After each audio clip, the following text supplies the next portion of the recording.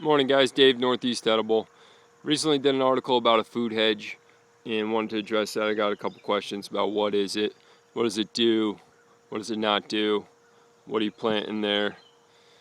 So it kind of is what it says it is in the name, food hedge. It's a hedgerow that you can pick food out of, or wildlife or livestock can pick food out of.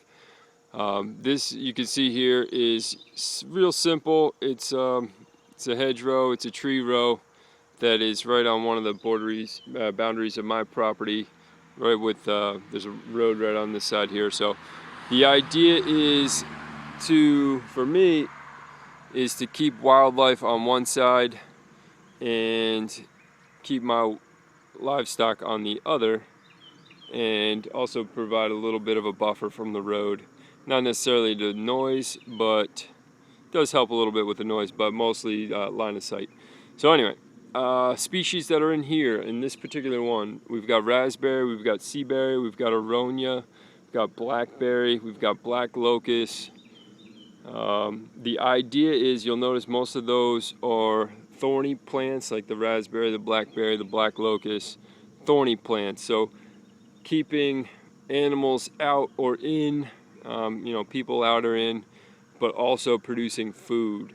So you can see right over here, there's a ton of raspberry in this section, and some of this is a little bit overgrown. It's getting a little wild, but every fall I'll cut this back with a lawnmower to keep it more in that hedge type formation. As we get further down the row, we've got black locust, we've got sea berry that are getting established, we've got aronia further down, and then if you can see over here is some area where I'm working on actually doing rows of berry plants for more of a production model. But anyway, back to the food hedge.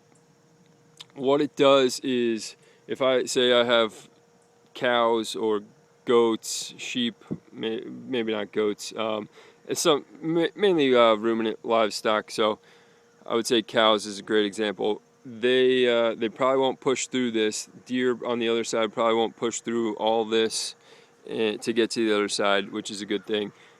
Contains your wildlife, contains your livestock, keeps other wildlife out, vice versa. So that being said, also look at all that. You're probably not, if you're a person, you're probably not going to want to walk all the way through that to get to the other side.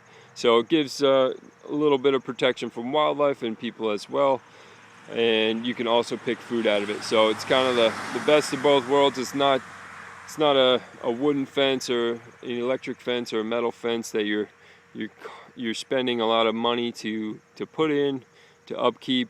It's more something that you plant and you upkeep a little bit each year, and you harvest from after a couple years. So this year I've been picking raspberries. The sea berries will be ready later this year.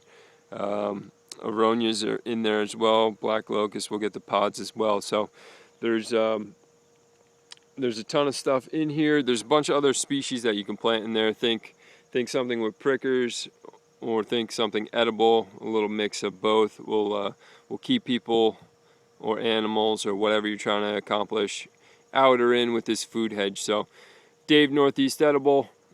Check out more of our videos and more of our articles similar to these about food hedges, about interesting edibles and anything edible. northeastedible.com, and have a great day, guys. Take care.